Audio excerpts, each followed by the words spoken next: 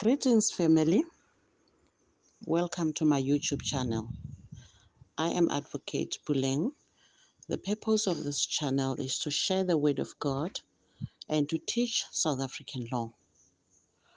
Please consider to subscribe if you haven't subscribed, and please share and comment on the contents of the videos. Today, I want to briefly speak on or to teach on the law of defamation in South Africa. What is defamation? Let's not take for granted that everybody knows what defamation is. I'm going to refer to a definition which was given by the South African Supreme Court of Appeal in the Hoho case.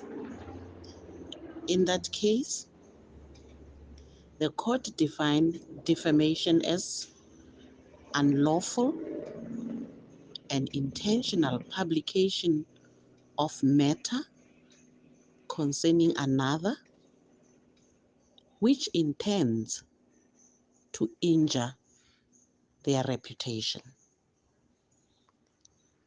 Now, when you look at this definition, there are some elements that you can quickly identify as regards what defamation of character is. If we were to put it in a layman's term, it's obviously spoiling another person's good name or a reputation. So, in other words, somebody must have said something unlawfully, intentionally, and that must have been said or that must have been published.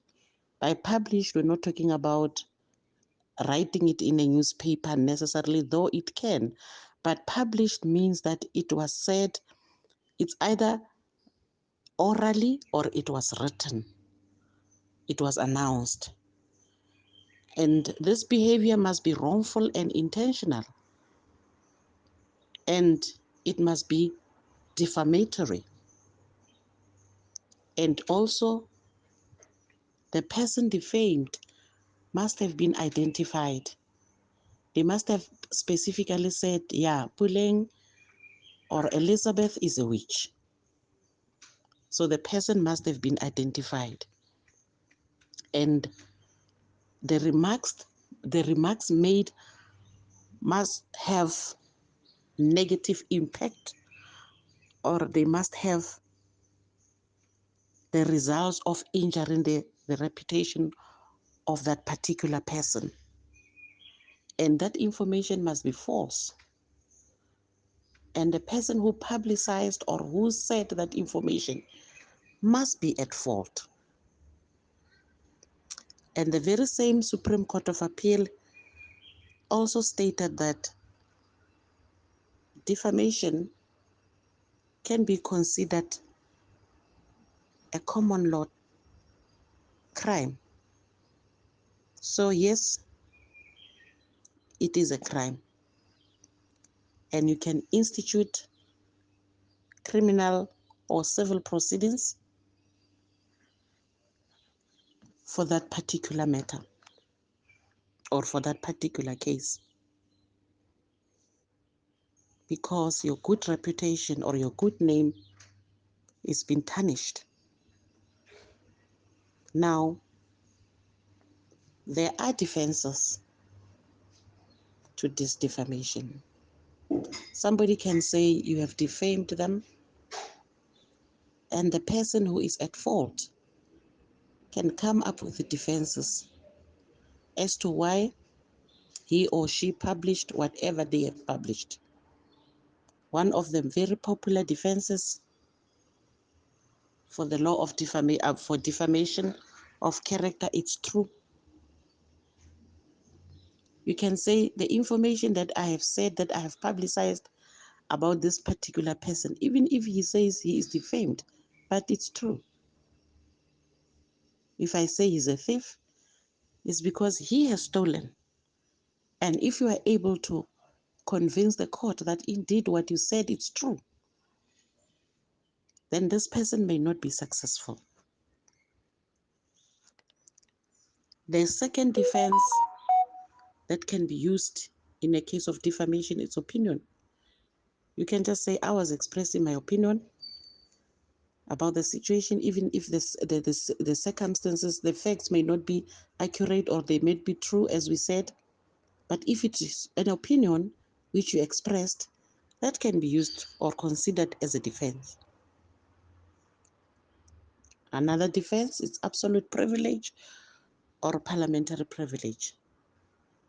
You know, that is why some people, they can say whatever they want to say in parliament, because they know that once you are in parliament and you say certain things in parliament, nobody can go out of that parliament and go and sue you. That is why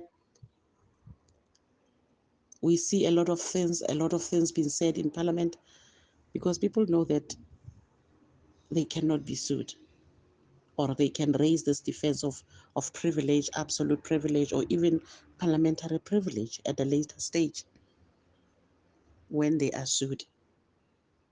If it's information that was reported from parliamentary or judicial proceedings, this defense can be used and a person can go scot-free.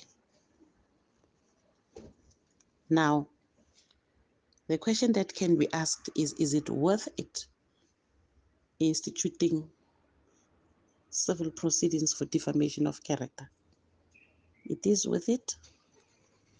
It is worth it in the sense that a person defamed, who feels defamed, and is able to prove all the elements that we referred to, it's able to prove that indeed there was an information that was published. It's able to prove that his or her name was identified. They did not dilly-dally. If he or she is able to prove that the information published had a negative effect on his good name and on his reputation, he is able to prove that this information was false and that this person was at fault. If this person is able to prove all those elements, he can institute several proceedings and he can be awarded damages. Now the question is, how much damage can a person claim? In most instances, people have been awarded around 500,000. In the beginning, it used to be 25,000, 50,000, 100,000, 150,000. But most popular amount these days is 500,000 for you to clear the name. Now, what is important to acknowledge is the fact that in South Africa, we are a constitutional state. And the Constitution does provide for freedom of expression.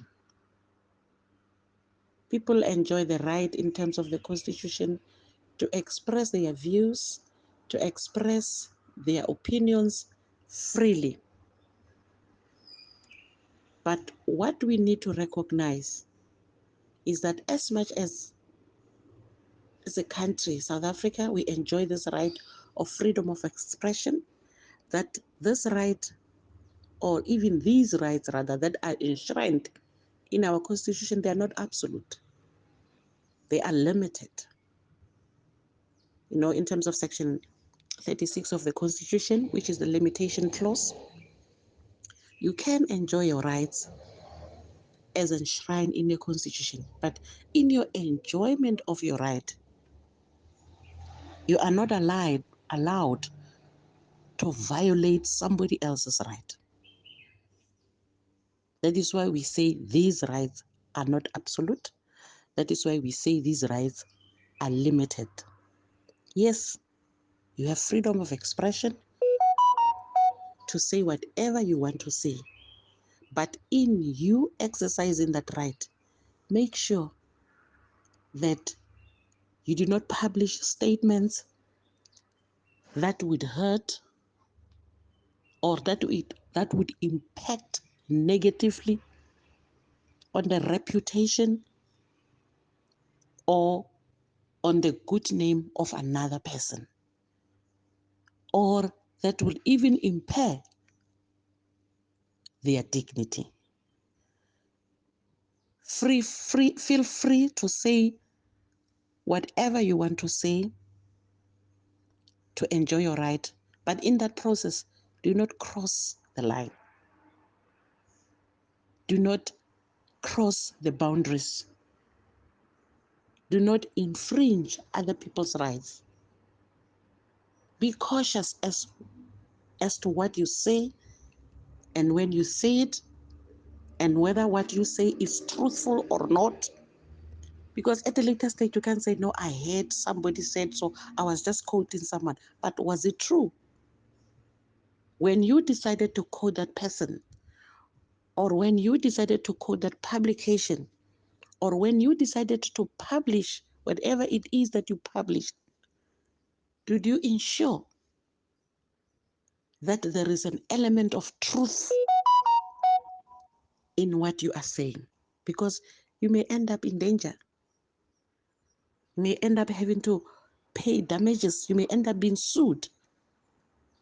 So that is why it is very important that even if when you make statement, don't make those statements as a statement of fact. If you're not sure, you should rather say there is an allegation. If it's an allegation, everybody would know that it means that it is what it is, which is an allegation. And if it's an allegation, it means that you are telling us by saying I'm alleging or it is alleged, you are telling us that whatever it is that you are publicizing still has to be tested as to whether it is truthful or not. I thank you. Please do consider to subscribe rather to my YouTube channel. Share with your friends, share with your family, and please do comment to my YouTube channel. If you ask me for legal opinion, unfortunately, I'm not able to give a legal opinion based on the ethics of the profession as a practicing advocate. But if you ask me questions as part of legal education, that I can freely do. Thank you very much. God bless you.